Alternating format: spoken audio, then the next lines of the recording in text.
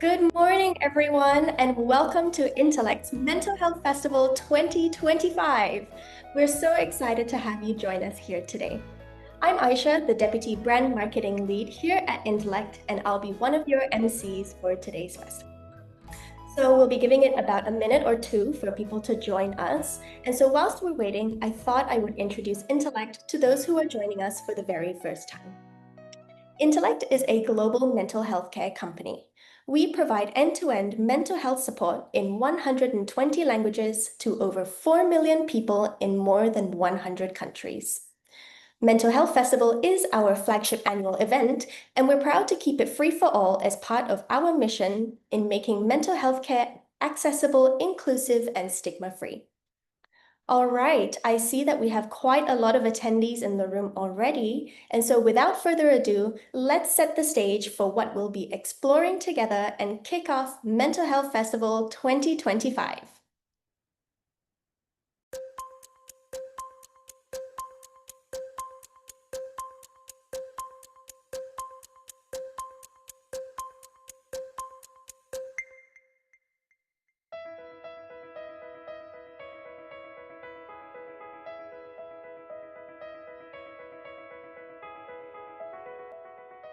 Why is mental health important to me in my life?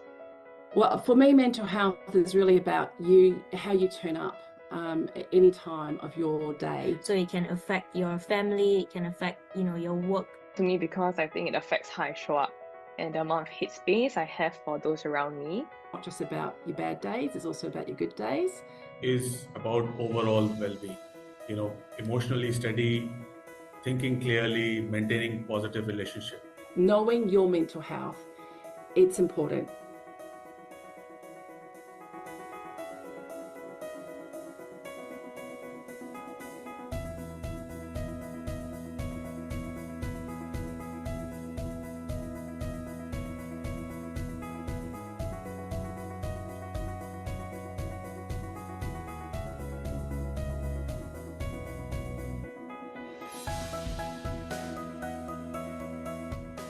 For me, I discovered Intellect after giving birth to my second child. So with Intellect, I actually do the daily check-ins to see how I feel for the day.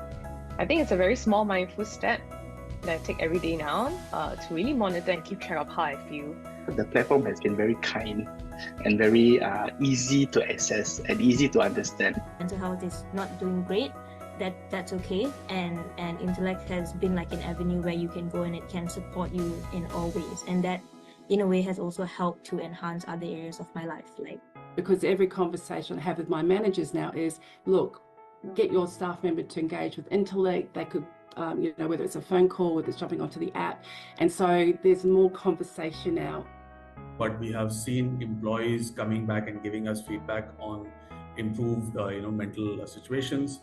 Stress levels have come down, and the team members really feel supported.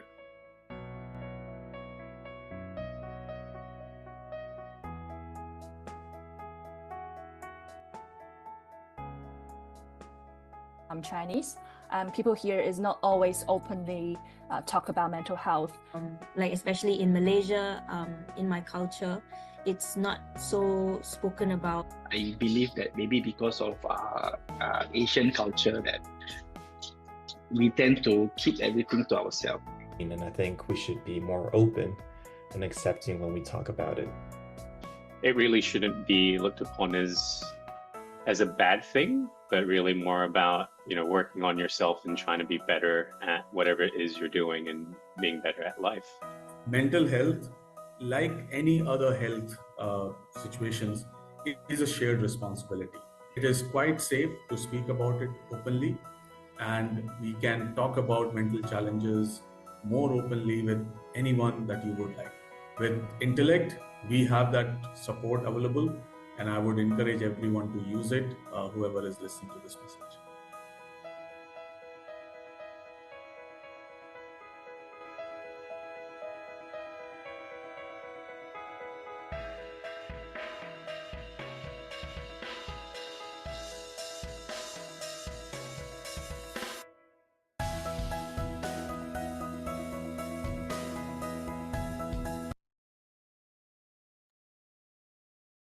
All right. Well, welcome everyone, and thank you all for joining us very, very bright and early. And we hope everyone enjoyed the video. Firstly, to kick us off, first and foremost, my name is Theodoric. I'm the co-founder and CEO of Intellect, and it is my utmost pleasure and honor to welcome everyone to Mental Health Festival 2025, Day 2. So for those that joined us yesterday, a big welcome back, and for those joining us for Day 2 for the first time, also a very big welcome to all of you. We've got, in this festival today, we've got folks from all over different places in the world, different backgrounds joining us, from HR leaders to health benefits partners, also students, workers, clinicians, and individuals all across the region. This day and this festival is designed for everyone tuning in today. It is our biggest and best festival yet. So I want to kick off with a small opening, sharing a bit more about what we're going to be covering for Day 2 of Mental Health Festival 2025. We'll do a very quick recap, similar to yesterday, as to what we covered last year. We'll touch a bit on the pillars of what we've been building at Intellect for the last 12 months and what really excites us going forward. So first and foremost, at Intellect, our journey began as a digital platform. But over the years, we've grown into one of the largest and fastest growing mental health providers across the world. We have a full suite of services that expands from very preventative, self-guided digital and AI-led care, all the way to teleconsults, clinical care, down to acute specialist needs, all the way to actual physical clinics. And today we have the pleasure of growing and scaling to serve millions of lives across the world through employers, insurers, governments, all out there. All right, so last year, we spoke about 3 core pillars that guide us in building a global ecosystem of care, delivering a best-in-class experience, and also ensuring clinical quality in what we do. But we're going to dive a bit deeper into what the theme is for this year. All right, so going into this year's theme. This year's theme for Mental Health Festival 2025 is building what matters. And what does that mean exactly for us at this festival? So fundamentally, we believe that building what matters is the core of what actually building in mental health care revolves around.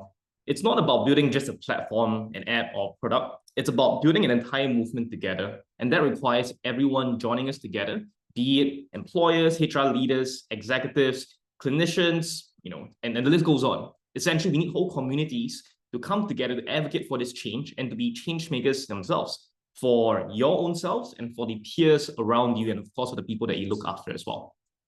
It means that recognizing mental health isn't solved by one intervention or one organization. It's built layer by layer, brick by brick, in all of the workplaces, communities, and areas and families that we all are. So today we'll see this theme come alive in very tangible ways. We'll begin with a very powerful session on burnout, not just the surface level story, but the deeper patterns of self-abandonment and how so many high performers fall into these traps of high performing, high functioning, workloads while they're stressed out and burnt out, and also how to break free. We'll reset together in a guided practice, reconnecting with what truly matters in setting intentions for the day. And we'll then dive into one of the toughest but most important questions HR leaders all across the world face today. How do you measure the ROI of mental health benefits, mental health efforts, beyond just utilization numbers? And last but not least, we'll also look at things like neurodiversity, how to design spaces that actually work for every kind of mind. We'll close off with practical CBT-based tools, simple evidence-based techniques that you can use every day in your own daily lives. So whether you're here as a HR leader, a partner, a clinician, or as an individual that's passionate about mental health, I strongly believe you'll walk away with a lot of insights, a lot of steps that you can take in your own little spaces individually, but also in the communities that you guys serve and live in as well. So moving onwards to the next piece, I want to touch a little bit on what we've been working on. All right, so last year we touched on things like global ecosystem of care, best-in-class experience, and our strong focus on clinical excellence, all that we do. I want to spend a bit more time on this year's focus, which doubles down on what we've done before and goes beyond that. So we believe fundamentally that parity of mental health care should not be isolated based on which country you're in, what support you have, but importantly, no matter where you are across the world, your needs, your geography, your background, and be it your employer or school, everyone should get equal access towards care. That's something that we've been investing heavily into, and I'm very happy to share that we've now got coverage across the globe, much further beyond what we shared about last year. The second key thing is around best-in-class experience, and that has been fundamental towards what we've been building at Intellect. We believe that beyond checkbox solutions, every individual's user experience needs to be very carefully curated, personalized, and ultimately effective for their own needs. And that's something we invest heavily into. And last but not least, around the ultimate thing that really matters, clinical excellence and outcomes. I'm very glad to share that, and you hear this from my colleagues later, Dr. Oliver, our VP of Clinical, share a bit more about how we've invested heavily into our evidence-based research methods, governance, and outcomes for all that we do and all that we serve. And of course, not forgetting the fact that Intellect is fundamentally, first and foremost, a tech company. And we believe that tech is core to how we can multiply the access and the quality of care that we do. In this day and age, with a lot of AI happening around the world, naturally, we are ensuring that we are developing and scaling our care with technology and AI, importantly, very safely. We believe that AI will not replace humans, but it will augment the care that one clinician can deliver to many more individuals with better outcomes, better efficiency, and ultimately better support for everyone that's around us.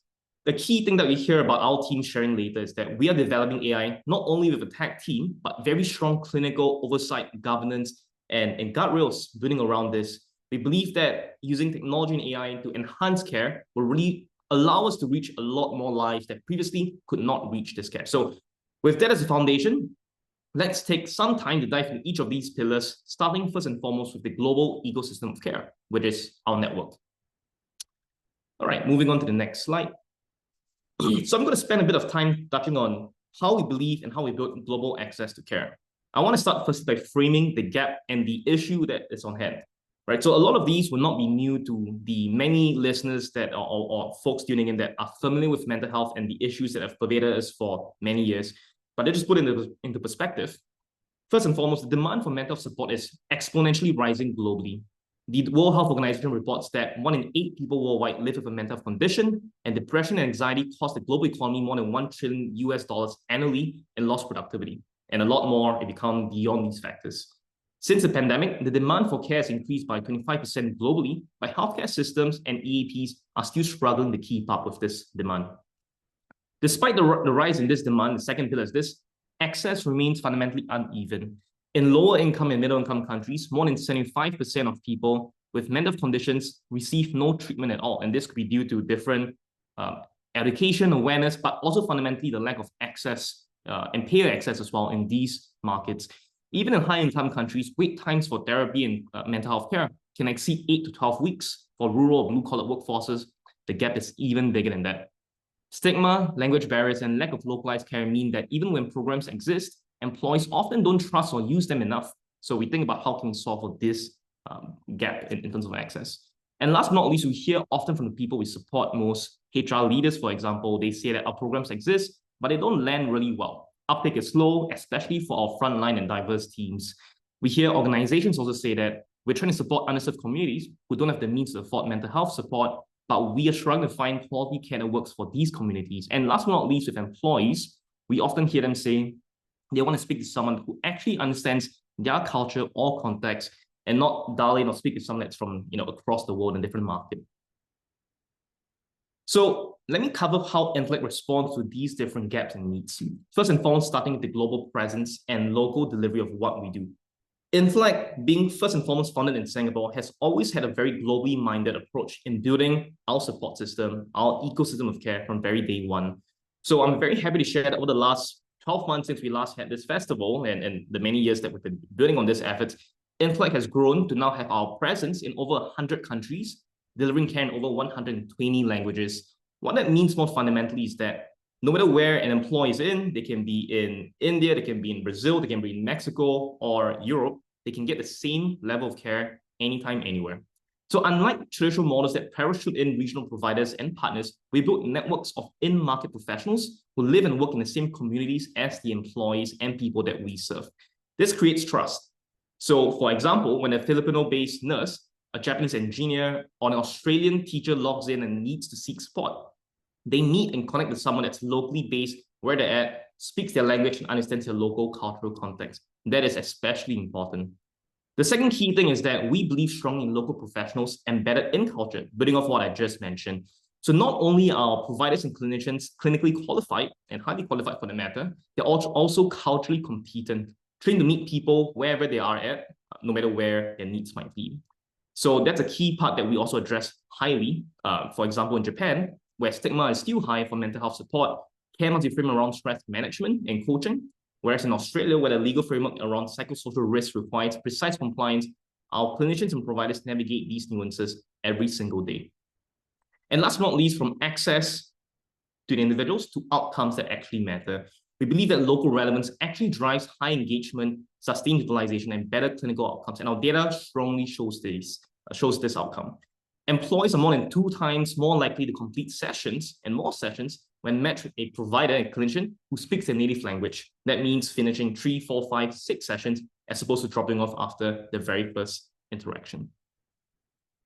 So last but not least on this segment, how do we differentiate and ensure that what Intellect is building doesn't only check a box, but really builds and addresses a difference in the world? So first and foremost, Intellect is not just a directory, but a curated ecosystem of global care. Many global players out there focus on aggregation to build a large network, but often with uneven quality depending on where the market is. Intellect is different.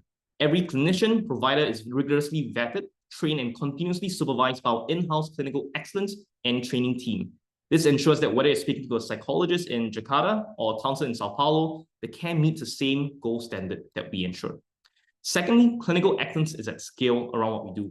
We've developed over the years very strong clinical governance frameworks that ensures that no matter whether it's dialing in digitally, through a phone call, or online, the governance and safety is strongly embedded, which is rare in the digital mental health care space. It means that clients can trust us not just for coverage and access, but for consistency, safety, and measurable outcomes across borders.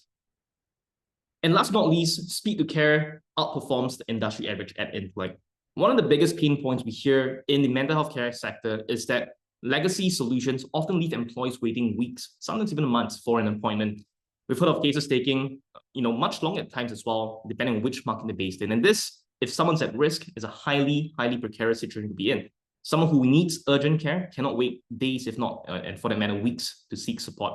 By comparison, Intellect consistently outperforms the industry standard of 5 working days.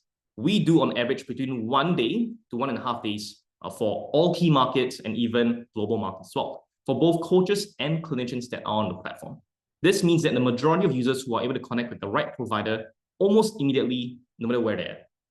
For HR leaders, that translate into fewer crises, faster recovery, and measurable reductions in absenteeism and claims. And this is not just a number. It's what positions Intellect alongside the world's best players and leading efforts here, while offering a more cost-efficient and truly global solution. So in closing for my segment here, we believe fundamentally that care that works in the real world must be built not just with a platform or an idea, but with the whole ecosystem behind it, partners, clinicians, and a global network of people who live and work in it. So with this segment, I'm going to pass on to my colleague, Jerry, from Australia, who will show us what this looks like in actual practice, who will share more about how the boots on the ground efforts and approach really shows in markets of Australia and many others. Over to Jerry. I'm Jerry Adele, the market lead for ANZ, and I'm really excited to be covering this section with you. Everyone in this room has a role to play in getting care to those in need, right? But historically, the industry hasn't been set up to enable you in this. You're being left to carry this burden on your shoulders alone. So the current environment, employees waiting weeks for appointments, lack of innovation for today's problems, employees scratching their head over ROI, and employees left alone to promote the program. This is exactly why Intellect designed on-the-ground support built around you. So now we have teams, clinicians, systems across the globe in the markets where your employees live and work. They understand the local context. They understand the local nuances, right? And we now have regional experts who align well-being goals with business goals. They understand, for example, that in Down Under Australia, we've got the psychosocial risk legislation. They understand that in the US, there's certain regulations that we need to help employees meet. And now implementation teams who stay beyond launch. Gone are the days where you say hello to your EAP supplier at launch and at renewal. We're here for the life of the contract, tracking key metrics over time, helping you raise the standards of your EAP program. And they're enabled, right, with plug and play comms and campaigns. You won't be asking us for certain collaterals to promote your program, we will be there in advance, equipping you with what you need.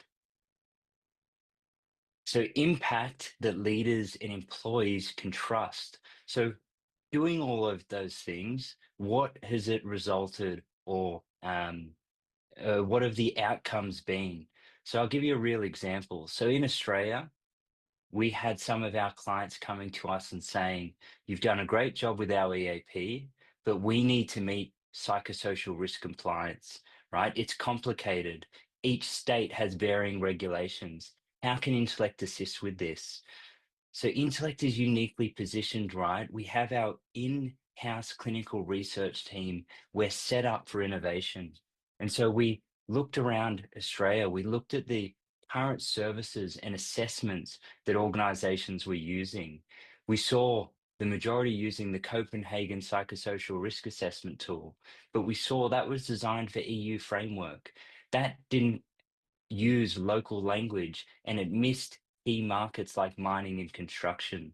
So we went out and we delivered our own, right? Designed our own and delivered our own so we could meet the local market's needs at the highest standard possible. We now have the ability to de-identify workers' compensation claims data and medical data and show how Intellect has impacted those areas, right? How's that now for ROI? No longer will you be scratching your head. We then have had results in retention, right? Reducing resignations due to poor mental health by 16%.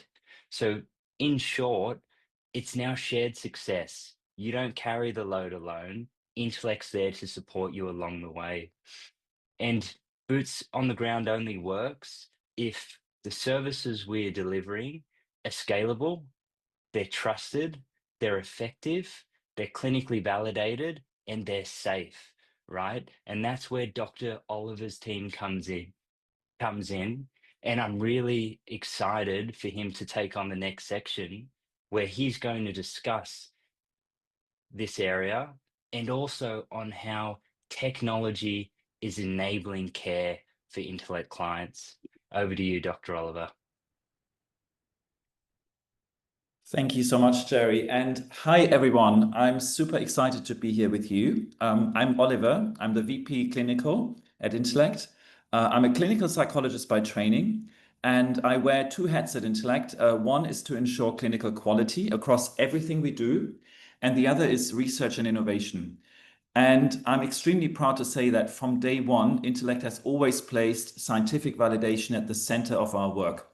Now, let me walk you through how we think about quality at Intellect, and then I'll share some exciting research studies just hot off the press with you. Next slide. So when we think of quality at Intellect, we really frame it around 4 pillars. The first is clinical governance across every layer of care. We take that extremely seriously. And we apply the same high standards, whether it's therapy, coaching, or AI-driven tools. The second is the standards we set and enforce for our by our in-house clinical excellence and training team. You heard Theo share earlier, we train all our providers, we provide clinical supervision, we ensure they all do the right things, follow the right protocols and processes, to make sure that the quality of care they deliver is top-notch. The third is that we deliver research to validate everything we do. We have ongoing studies, and I'll speak to some of those in a second. And lastly, because Intellect owns the provider network, we can guarantee you consistent care across markets, countries, and regions. So we hold all our providers accountable to the same standards, and we track outcomes across the board as well. And we prove to the organizations we work with that there is a real return on their investment in mental health. There's real good clinical outcomes, and I'll share some of that in a second. So talking about research, we have many studies in our research pipeline, and I want to call out 2 studies in particular. First, we have just completed, in partnership with the National University of Singapore our first mental health AI study. And unlike many of the AI studies you may have seen in the news, they focus largely on symptom change. We asked a bigger question here. We wanted to know whether our AI agent we used for this study can not only reduce distress, but also proactively improve well-being and resilience.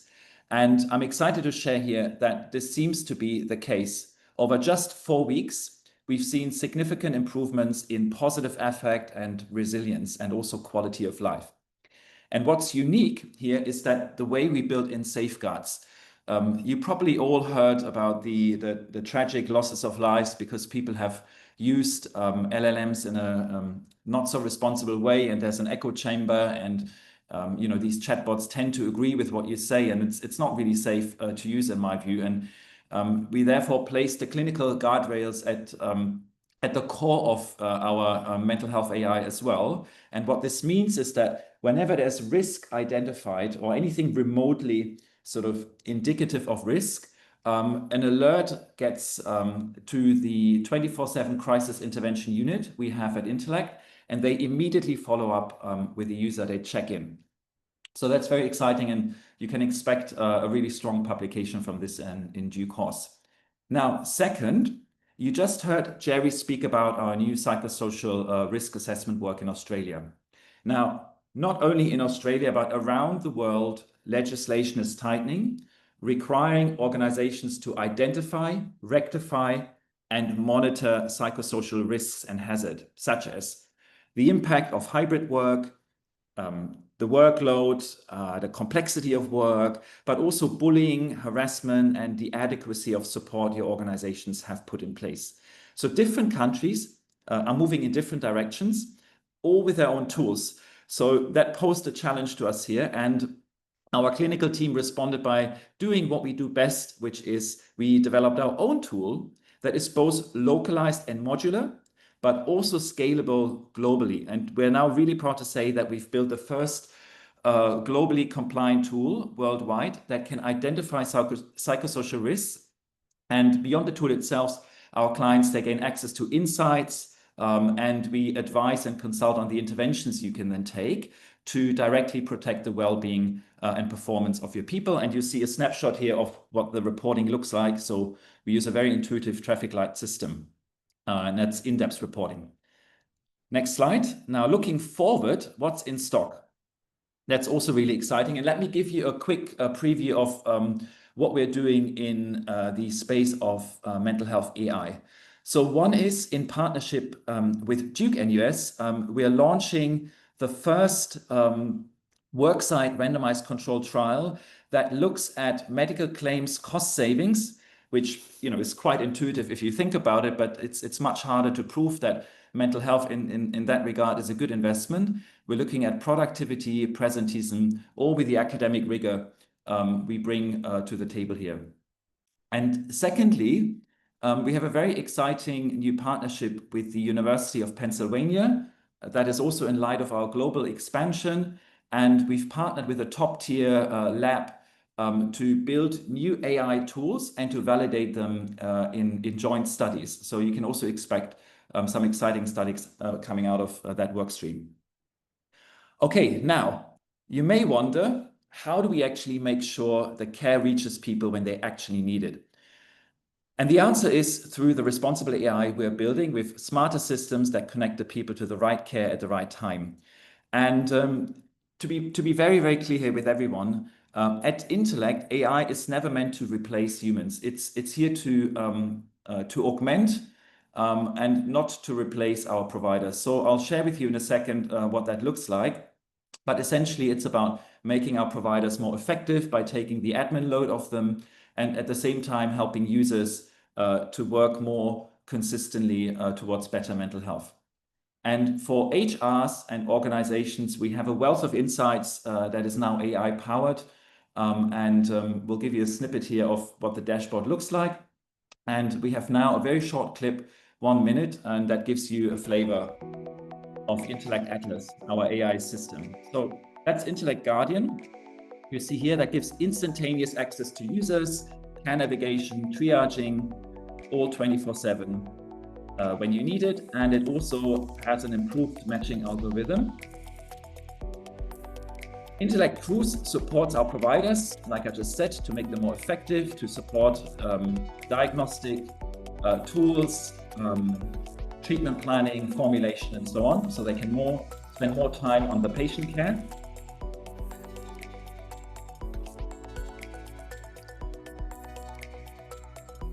And lastly, this is Intellect Vault that gives you a wealth of insights, and you can also query the data. You can see here our new log dimensions, and it's all benchmarked against industry standards.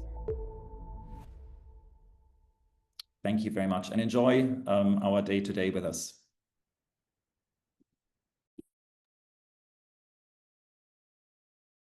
Right. Thank you, Oliver. With that wraps up the opening segment for Mental Festival 2025 Day 2. We have an exciting lineup planned that will be handing it over to Aisha to take it forward to kick off the sessions. All right, thanks, Theo. Thanks, Theodoric, Jeremiah, and Oliver for such an inspiring message to kick us off for today. Now, I hope you are all amped up for our first keynote of the day, not just burnout, why we abandon ourselves at work and how to stop, where we'll be exploring why high performers burn out even in safe workplaces and how you can show up for yourself at work. To join the session, just head back to the Zoom events lobby and click the Join Now button beside the session title. If you need the link to the lobby itself, our team has dropped it in the chat for your convenience. All right, see you in the next session.